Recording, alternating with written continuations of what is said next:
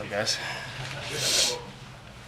Matt, four takeaways today for the defense. What led to that success? Because I know that's a point of emphasis all season. Yeah, I think guys flying to the ball, flying around, and taking advantage of the opportunities that they're given.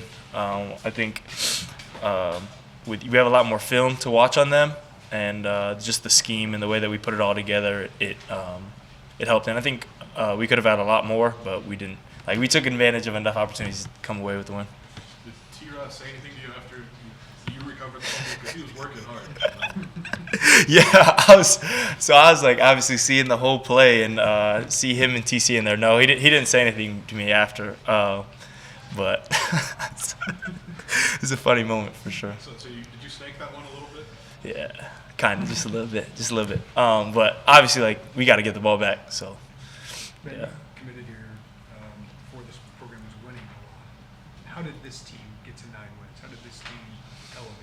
Yeah, I mean, I always say it, but just like a day at a time. You know, it really doesn't. If you look too far forward, and you worry about what's ahead of you, like, you really can't take advantage of what you're in the moment.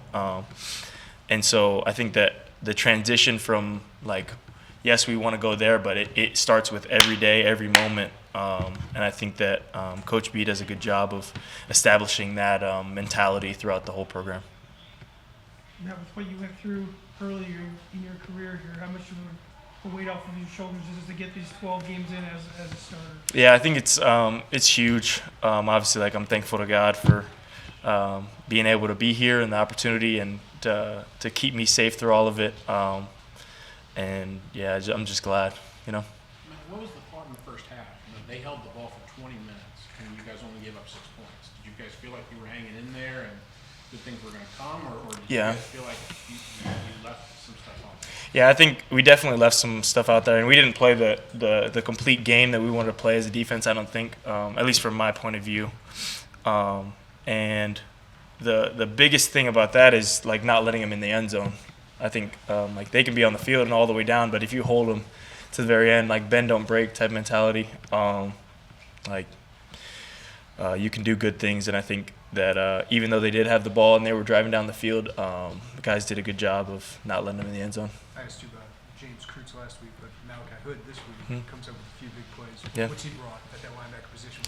Yeah, I mean, kind of similar situation as me, kind of like getting injured, and like, I respect him because we were getting healthy at the same time, and so we'd run together sometimes earlier in the summer or spring of last year, and so we've connected a little bit there. But he's a dude. If you just, like, look at him, like, with the shirt off, like, he's yoked. So. I just respect the way that he plays, and he's one of those guys that just puts his head down and grinds. Not very talkative, but yeah, he's a great dude. I'm curious what you learned about him when you guys were getting healthy together. Is there anything that you maybe didn't know that you learned during that process? Yeah, so he actually hosted me when I came on my official visit here, and so that's where we first met. But as far as what I learned about him, I don't know if it's like a specific thing or like a fact, but I learned that he's humble. You know what I mean? Like, people talk about him more than he talks about himself, always. Like, that from my point of view, and, like, when we were working together, like, guys were always telling him, like, he looks fast, this and that. You know what I mean? Like, he's strong, he's putting that work in, and so to see that, it just brings that respect. You know. All signs point towards you guys getting a good SEC opponent in Florida. Do you feel like this is a team that can play with anybody in the country? Yeah, I'm 100% confident in all of my guys and the coaching staff to compete with any team. But on top of that, like, we got to take care of business. You know what I mean? We can't sit back and do what we want to do, or we got to play our best football.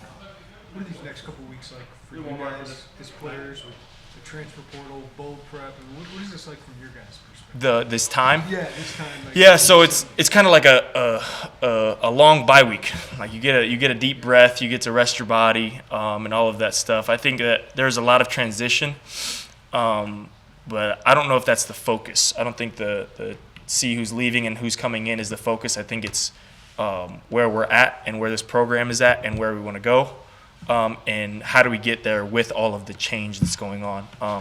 So it is a lot. But it's nice. It's nice to take a step back from having to study an opponent every week and to see where we're at, see what we can improve on, recover our bodies, and all of those things.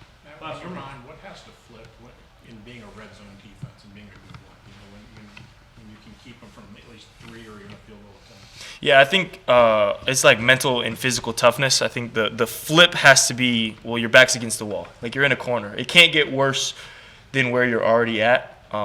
Because they've driven down the field, and maybe you could have let up a couple plays before, but now you can't. And so,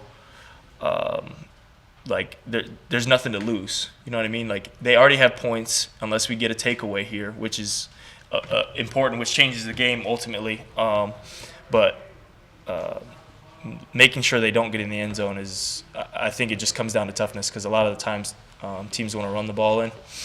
And so, yeah, being tough. Thank you, Matt.